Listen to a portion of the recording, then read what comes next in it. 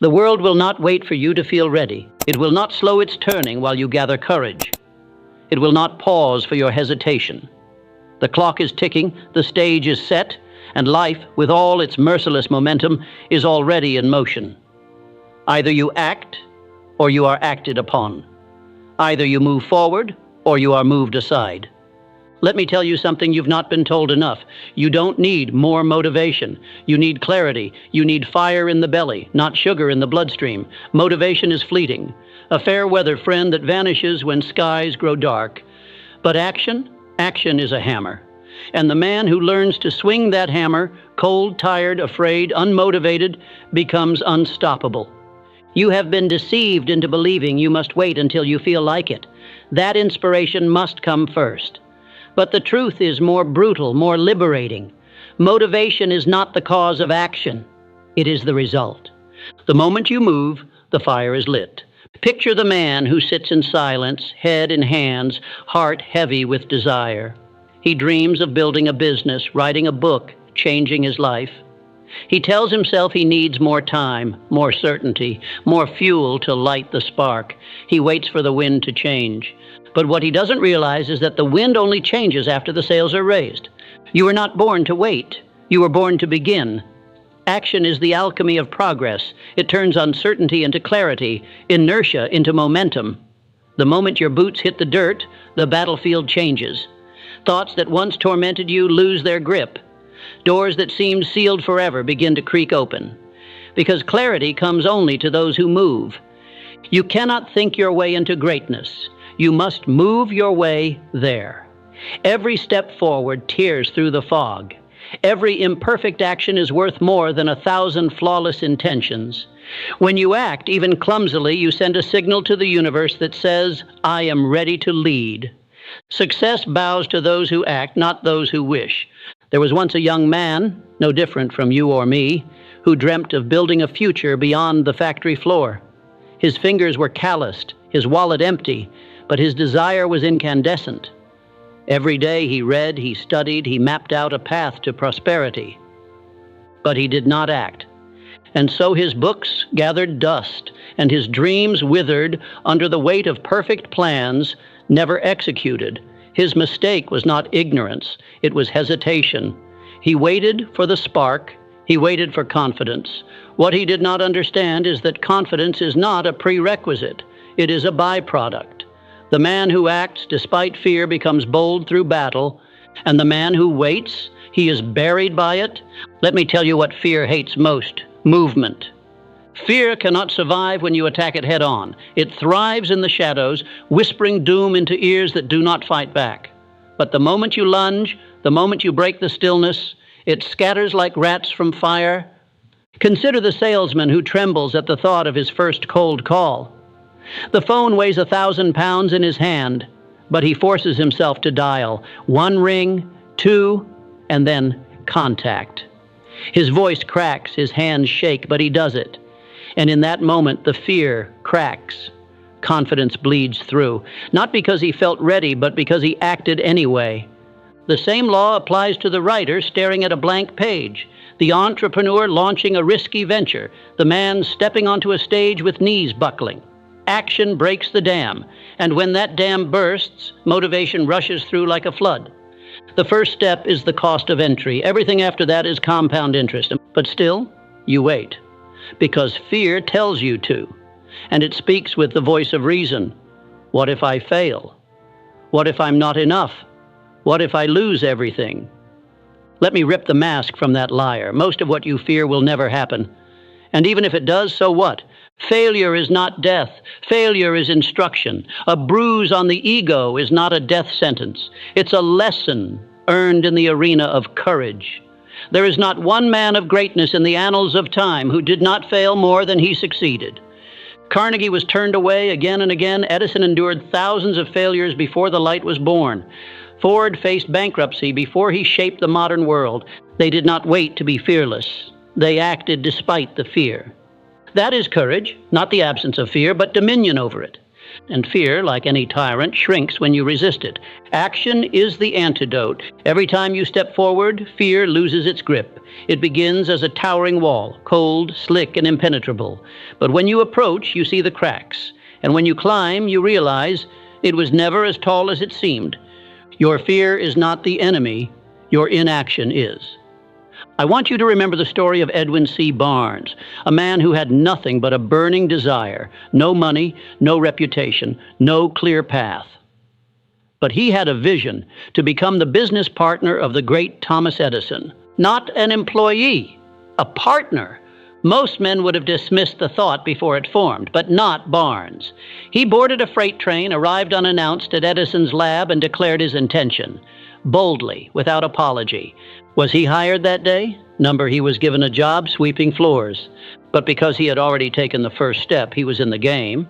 And when the opportunity came, years later, Barnes was ready. Not because he waited for the right moment, but because he forced himself to act. And yet, how many of you are still waiting, saying, tomorrow I'll begin. Tomorrow turns into next week. Next week becomes next year. Before you know it, a decade is gone, and you are still where you were, surrounded by unfinished plans and faded potential. The enemy is not a lack of time. It is the lie that you have more of it. Procrastination is not laziness. It is fear dressed in noble clothing. It whispers, prepare a little more. Get it just right. Wait until you're sure. It masquerades as perfectionism, but it is nothing more than self-preservation at the cost of your destiny. Burn that costume. Do it messy. Do it now. One imperfect action is more valuable than 1,000 perfect ideas. Begin with the 5-minute rule. Tell yourself, I will do 5 minutes of work, nothing more. That is all. And once you start, momentum takes over. You'll find yourself doing 20, then 50, then hours, because motion, once sparked, seeks to continue. The mind rewards movement with clarity. The spirit rewards it with strength. But let us now speak of discipline, the trait most mistaken, most misunderstood. Discipline is not punishment. It is not misery. It is not the grinding of teeth and suffering through drudgery. Discipline is devotion to your future. It is a quiet, defiant refusal to betray your potential. It is the act of showing up when no one claps, no one sees, and no one applauds, because you made a promise to yourself and you will not break it. Anyone can be motivated for a day or a week or when life is easy. But the man who triumphs is the one who acts long after the excitement has faded. When the alarm rings, he rises. When the work begins, he works. When the obstacles come, he charges. Why? Because he understands this. Motivation is a child. It cries, it sleeps, it flees. But discipline is a general. It commands, it leads, it remains. Discipline is not about feeling like it. It is about doing it anyway. It is the muscle you train when you push through the resistance, when you silence the voice that begs for comfort and choose progress instead. And each time you do this, you strengthen your will, and your will becomes your weapon. You don't need a cheering crowd. You need a quiet, unshakable decision. This is what separates those who begin from those who endure. It is easy to start. Anyone can start. But to press on, when the road is long, when the reward is unseen, when the only sound is the echo of your own footsteps, that is greatness. That is character forged in fire. Ask yourself, will you only act when it's easy? Will you only show up when applause is guaranteed? Or will you become the kind of person who is faithful in silence, steadfast in the storm, and relentless in the pursuit of what was promised to you? That is the test. Now let us speak of pain, the great sculptor of men. Pain is not the enemy. It is the chisel. It cuts away what is soft, what is weak, what is false. It sharpens the edge. It strengthens the resolve. It teaches you in ways that comfort never could. Those who flee from pain also flee from power, because buried in suffering is the secret of strength. Every hardship, every rejection, every failure is a fire, and you can choose to be consumed by it or forged in it. When the dream seems furthest away, when the burden is unbearable, when the world grows cold, that is when you decide what kind of soul you carry. Will you break or will you burn brighter? The ones who endure, They are not made of steel. They are made of choice. They chose to rise again and again. They took the pain, the setbacks, the loss, and they used them. They didn't run from the dark. They marched through it, lantern in hand, and became the light. Think of the coal miner who returns each day with soot on his skin and fire in his chest.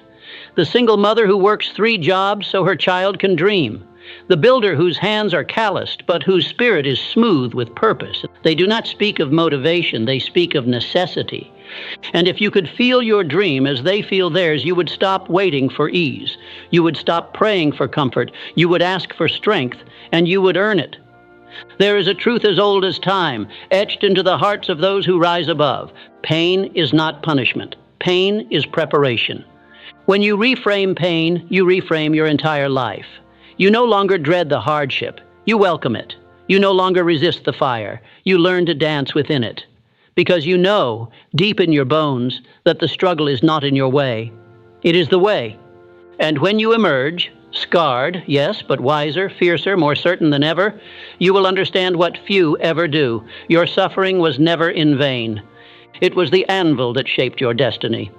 Now, focus your eyes. Lift your gaze beyond the moment. It is time to fix your sight on vision. You cannot strike gold without first knowing where to dig. You cannot conquer the mountain you refuse to name. The man without a clear goal is like a ship without a rudder, tossed by every wave, led by every current, crashing against every rock. But the man with a vision, he does not drift, he drives. He does not react to life, he designs it. You must know what you want precisely, passionately, and without apology. Write it down, carve it into your wall if you must. Not vague dreams, not soft desires, but a crystal clear target, measured, defined, alive with urgency. Because when the vision is clear, decisions become simple. Without goals, you live by accident. With them, you live by intention, and do not simply wish, plan. A goal without a plan is a wish dressed in false hope. Break your ambition into daily battles. Carve the mountain into steps. Assign time to your dreams. Name the price, and pay it in full. Write down your goals not as fantasies, but as contracts.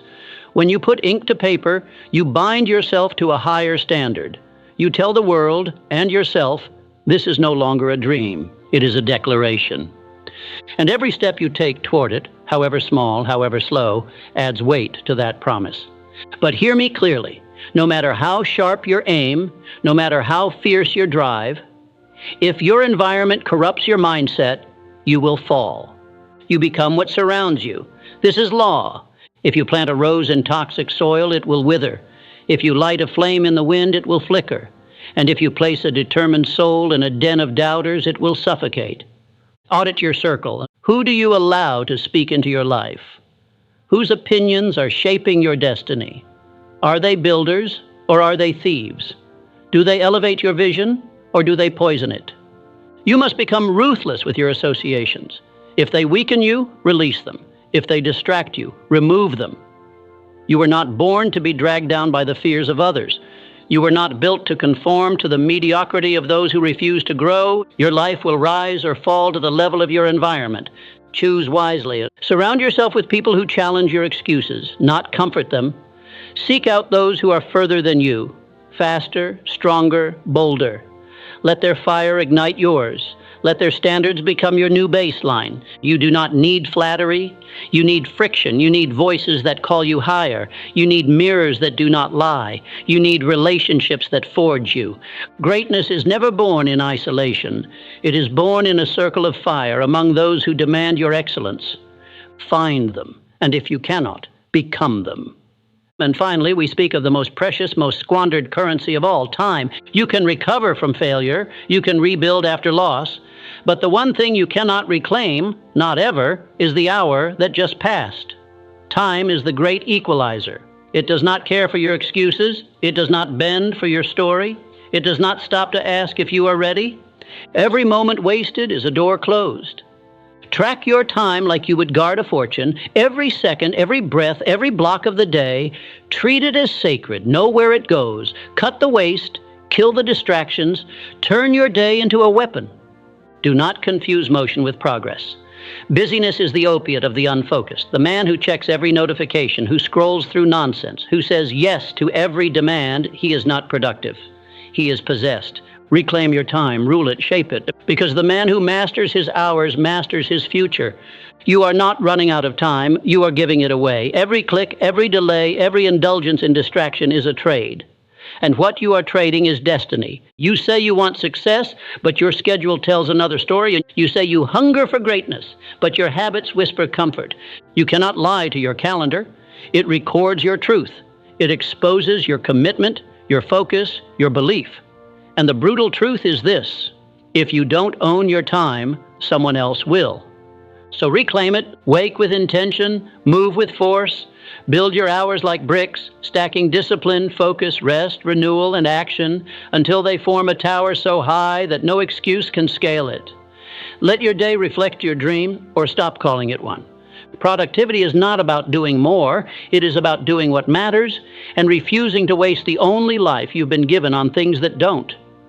But what holds so many back from fully claiming that life is the phantom of failure. Let us now confront it, expose it for what it truly is. Failure is not shameful. It is not something to be hidden, to be buried under pride or masked with lies. Failure is the receipt you carry for having tried, for having dared, for having lived.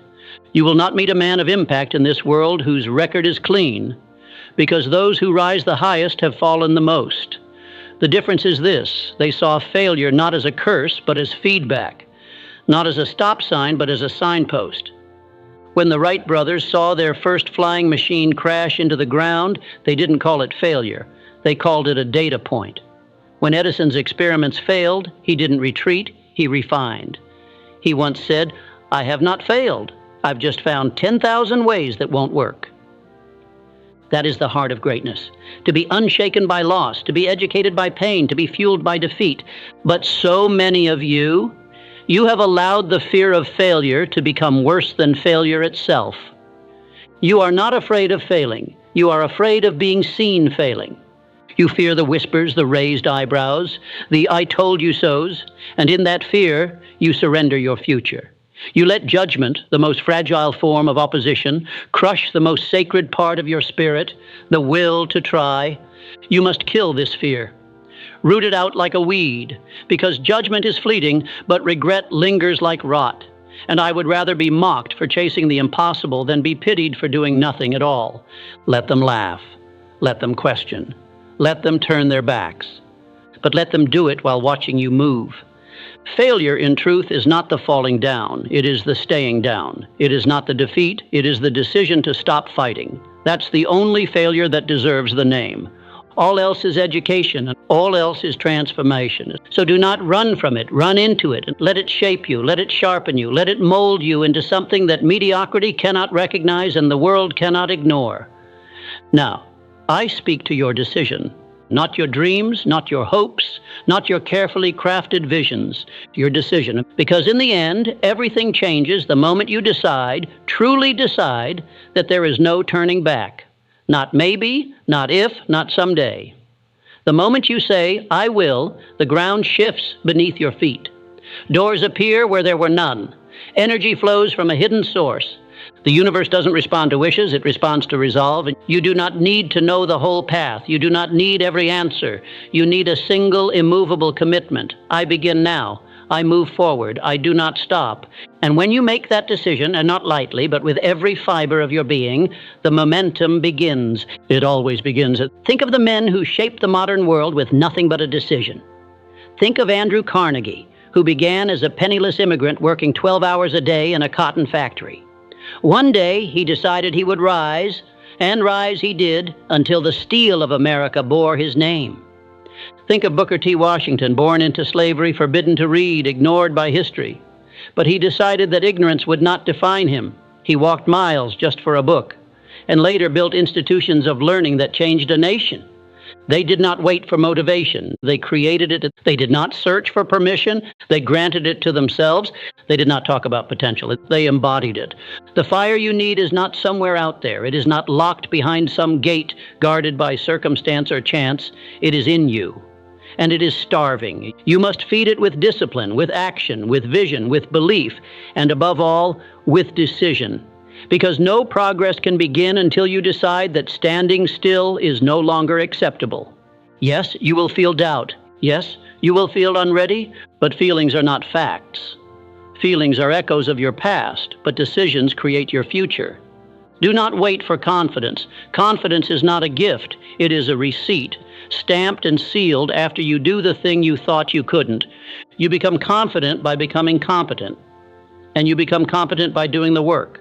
So begin, even if your voice shakes, even if your hands tremble, even if you stumble, sweat, bleed, cry, begin. Because here is the final truth, and it is the most terrifying of all. No one is coming to save you. There is no rescue, no perfect timing, no external answer that will one day arrive and make it all easy. This world responds to those who step up, not those who wait. Every day you hesitate, someone else advances. Every hour you procrastinate, your potential dims. You were born with fire, but fire untended becomes ash. And I do not say this to scare you. I say it to wake you. You are standing at the edge of your own greatness, but you must leap. You must stop asking, what if I fail, and start asking, what if I fly? What if the version of you you've always wanted to become, the one with fire in his eyes, certainty in his voice, and victory in his hands, is not far away? What if he is waiting on the other side of a single decision? Not talent, not luck, not another year of watching others live the life you keep postponing. One decision: to rise when it's hard, to act when it's uncertain, to press forward when everything in you screams, to sit down and wait. That version of you exists, not as fantasy, but as fact, buried beneath layers of hesitation, of excuses, of years spent preparing but never leaping. He is buried beneath the noise of voices that told you to be realistic, beneath the comforts that numbed you, beneath the belief that you were ordinary. But you were never ordinary, and you know it. You've felt it in the quiet of the night when the world is asleep and your soul stirs with unrest. You've heard it in the whispers of desire, in the ache of dreams that refuse to die. That is not delusion. That is destiny, knocking like thunder against the walls of your complacency. So open the door, burn the bridge to your old self, not with hesitation, but with resolve. Make retreat impossible. Let today be the day that you declared war on stagnation, on comfort, on the soft lies that tried to steal your purpose. Because when you move, really move, everything changes. Doubt gives way to certainty. Weakness gives way to strength. Confusion gives way to clarity. Not all at once, but piece by piece, as each action chisels away what no longer belongs to you. You no longer wait for the path to appear. You become the path. And when others wonder how you did it, how you managed to leap while they still crawl, you'll look them in the eye and say, I decided, that's it. I decided to move, and then I never stopped. So I ask you now, how much longer will you wait? How many more days will you give to doubt, to fear, to the illusion of the perfect moment? How much more life will you sacrifice on the altar of hesitation? The world is not asking you to be perfect. It's asking you to show up, to take the first swing, to stumble if you must, but to never again stand still. Your potential is not in the clouds. It is not in books you haven't read or plans you haven't made. It is not in inspiration or timing or even talent. It is in the movement of your feet, the fire of your will, the relentlessness of your discipline. It is in doing the thing, especially when you don't feel ready, especially when no one claps, especially when you are the only one who believes. That's when the real self emerges. That's when your soul takes the wheel. You don't need another sign. This is the sign. You don't need more time. This is the time. You don't need a map. You need motion. The rest will reveal itself. You don't need anyone's permission. You were born with authority. It's time you acted like it. So move. Move like your life depends on it, because it does. Move like the fire within is stronger than the noise around you, because it is. Move like the future is calling your name, because it has been louder than ever. And if the world does not yet believe in you, then good. Let them sleep. Let them doubt. Let them laugh. And while they do, you move. And by the time they look again, you will be undeniable. This is not the end of a speech. This is the beginning of your new life. The new chapter is blank. The pen is in your hand. Now write your name in fire and never stop moving forward, because the man who acts wins. And today you act